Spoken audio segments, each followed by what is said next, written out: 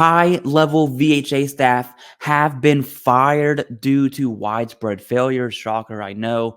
And now we have the OIG statement to dig into the why. And I want to show you something. It's really a quick trick if you ever look in an OIG report or a statement. All you need to do to get a quick summary is Control F the words lack of, and that's what we're going to do. I'll show you how that works here in a second. And there's one here that makes me chuckle, but at the same time, this is a pretty big deal. And I would argue it's not a laughing matter at all. This absolutely sucks. And for the record, I want to make this very clear.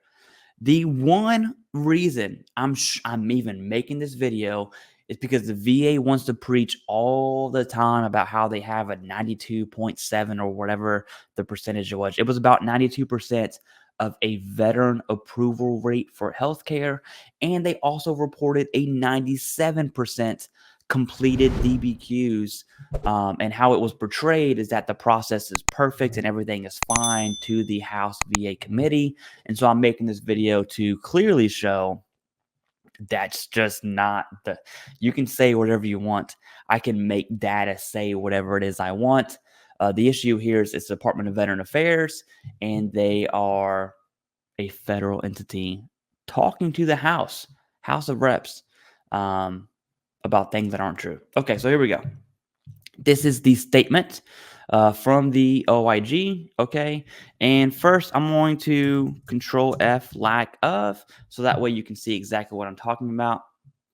So deficits in these core elements of accountability are disclosed in the OIG's recent reporting on Hampton VA MC. So we're talking Hampton, Virginia, VA, Veteran Affairs Medical Center, and this is the state I live in, as well as the lack of oversight from the VA Mid-Atlantic Healthcare Network. Okay, let's go see what else they had a lack of.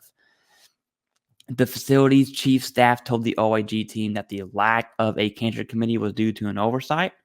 However, the facility director stated that a cancer committee had not been chartered earlier due to a lack of continuity in relevant staff.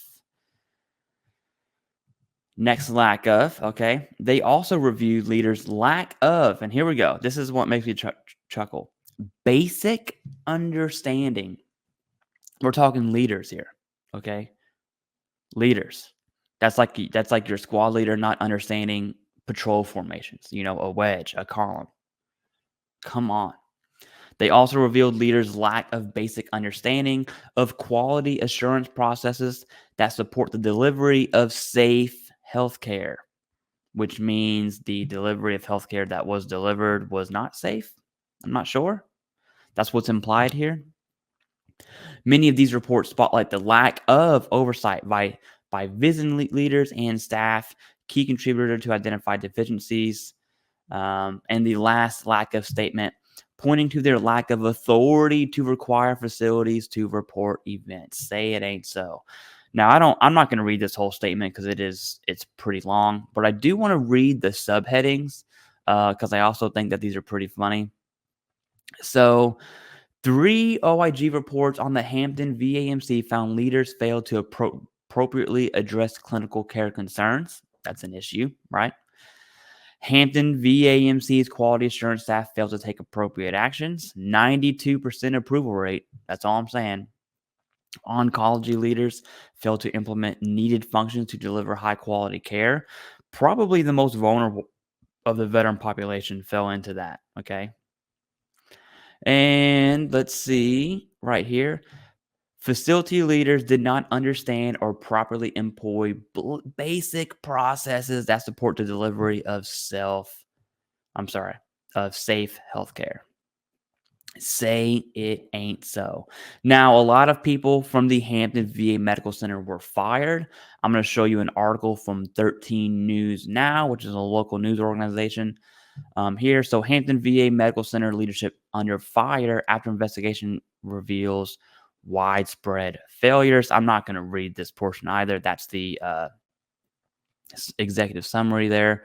And here's who was replaced.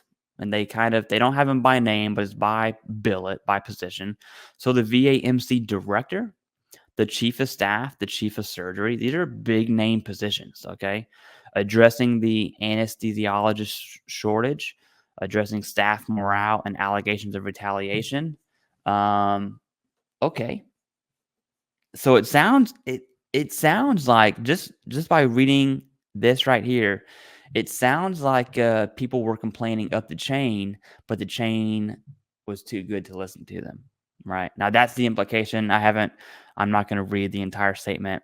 I don't have that time. But hello, increasing accountability regarding substandard care.